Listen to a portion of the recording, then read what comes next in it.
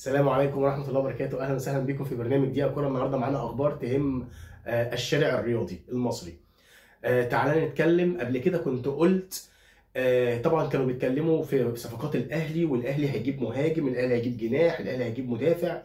قلت قبل كده أهم صفقة للأهلي إنه يقدر يجدد للعيبة والقوام الأساسي للفريق، وذكرت فيهم حمدي فتحي لأنه كان ورقه تقيله قوي في الاهلي، من العمود الفقري للفريق اللي صعب تعويضه.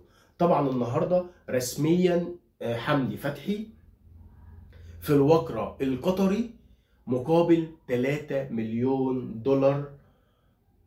وطبعا الموضوع الامور خلاص في النهايات، يعني في التفنيشات زي ما بيقولوا.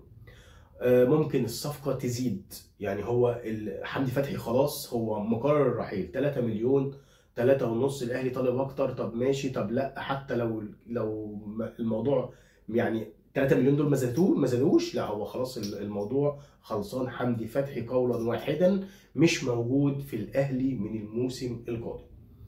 طيب زي ما في حاجة زي دي حصلت في الأهلي، إن لعيب مهم وورقة تقيلة في الأهلي خرج، في برضه حاجة كويسة. حسين الشحات جدد 3 سنوات. طبعا طلع وانا ضد بعض الحاجات كده، بعض الكلام اللي بيتقال. يعني محمد الشحات اللي هو اخو حسين الشحات، اللي هو برضه وكيل حسين الشحات. اولا انتوا عارفين انا بقول رايي هنا، رايي سواء ضد جماهير الاهلي او ضد جماهير الزمالك، فانا بقول رايي اللي انا مقتنع بيه تماما. الراجل محمد الشحات لما طلع يتكلم قال لك ما حدش يقدر يزيد على الاهلي، وحسين الشحات ما اتشرطش. وسيف زاهر كان بيطلع يقول له طب هو مضى على بياض، انتوا عايزين تبيعوا للجماهير ايه؟ يا باشا احنا في عصر احتراف، وطبيعي حسين الشحات او اي لاعب في الدنيا مهما كان بيحب الاهلي او الزمالك ايا كان يطلب الرقم، ولازم يبقى فيه تفاوض وتقارب وجهات النظر عشان نوصل لنقطه احنا الاتنين متفقين عليها.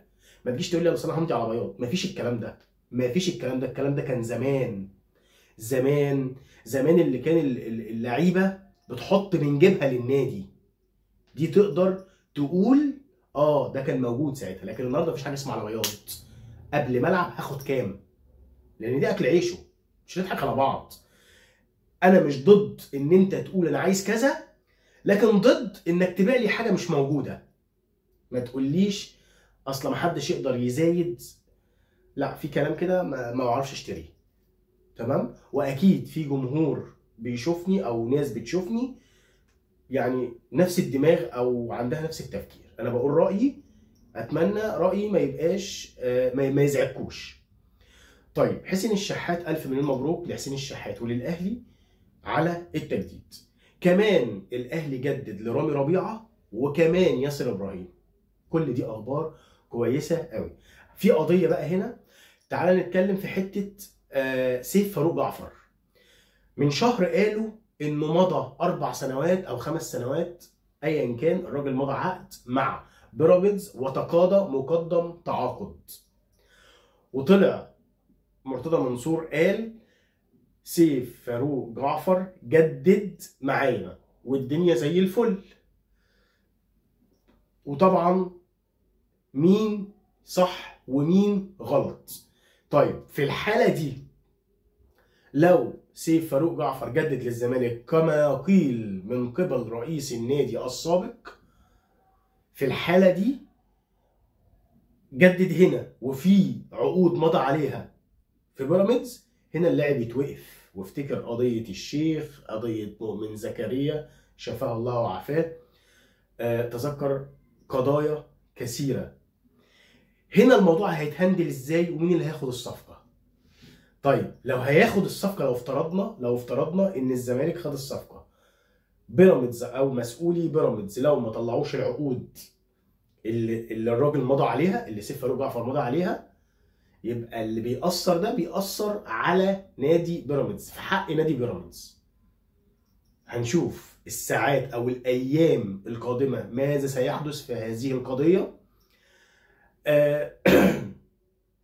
طبعا خبر تاني معانا، محمود حمادة لاعب فاركو أبلغ نادي فاركو برغبته للعب والانضمام للنادي الأهلي، والراجل مضى رغبة في الأهلي.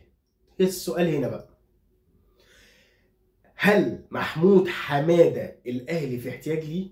طيب الأهلي في احتياج لنص ملعب رقم 8؟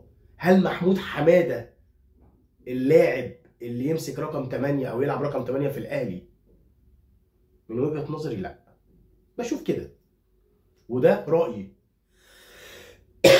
لكن ممكن اقول لك محمد رضا بوبو، وانا يعني عاشق جدا للصفقه دي، اتمنى محمد رضا بوبو يكون في الاهلي لو ب 50 60 مليون يا عم انا موافق.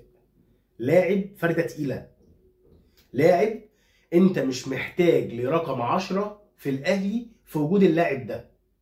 لاعب هيفيد كتير طريقه كولر، لان كولر بيحتاج لاعيبه كويره في نص الملعب كتير. طريقه كولر انه بياخد اكتر لعيبه بتلعب كوره او كورتها عاليه في جميع انحاء الملعب، سواء وينجات، مدافعين، باكات، نص ملعب.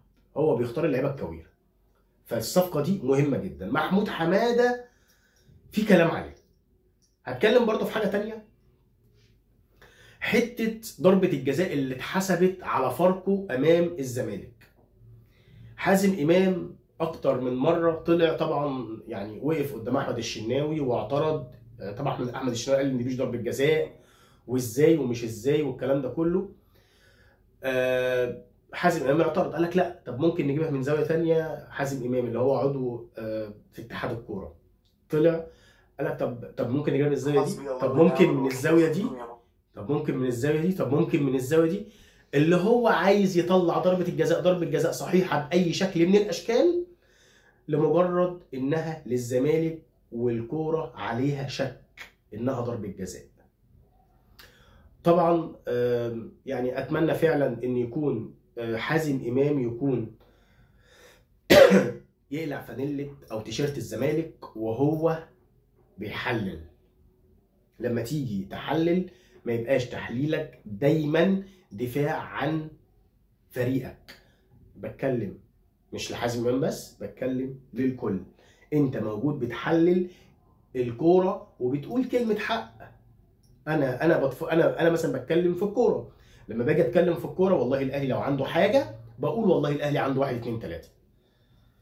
زي ما قلنا قبل كده وزي ما احنا متفقين، طريق الاصلاح لو انت عندك حاجه غلط لازم تشخص صح عشان تحط ايدك على الغلط وتقدر تحله، وهو ده الصح. ده طريق الصلاح او طريق النجاح. بكده تكون انتهت حلقتنا. اتمنى الحلقه تكون عجبتكم، والسلام عليكم ورحمه الله وبركاته.